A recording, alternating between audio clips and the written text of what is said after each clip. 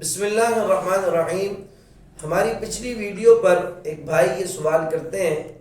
کہ آپ نے کہا کہ پیٹ کی ہوا جو ہے وہ روک کر نماز پڑھنا مکروہ ہے، اور اگر کسی شخص کو پیٹ کی گیس کی بیماری ہو تو یعنی بار بار وہ وضو کر کر آتا ہے اور بار بار نماز ادا کرتا ہے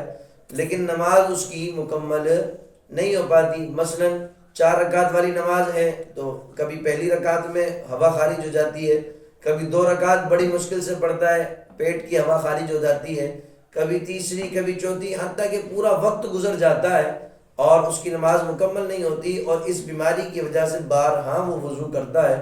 تو اس صورت میں اس شخص کے لیے نماز کا کیا حکم ہے؟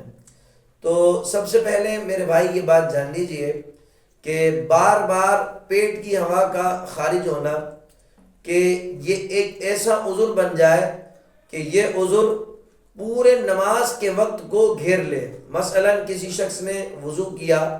اور وضو کرنے کے بعد عصر کی نماز پڑھنے آیا، اب عصر کی نماز کی وہ نیت کر رہا ہے، اور نیت کرنے کے بعد جیسے ہی وہ نماز کے لیے کھڑا ہوا اور 1 رکعت ادا کی، وضو ٹوٹ گیا، تو اب اس پر لازم ہے کہ وضو کر کر واپس آئے، حتیٰ کہ بارہا وہ وضو کرے گا جب پورا وقت نکل گیا، یعنی عصر کا وہ پورا وقت نکل گیا اور اس کا وضو جو ہے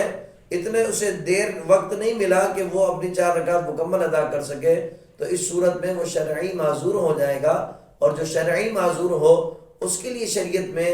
یہ آسانی ہے کہ اس عذر کی حالت میں وہ وضو کر کر نماز ادا کر سکتا ہے۔ اب نماز کے دوران اگر وہ عذر اس کو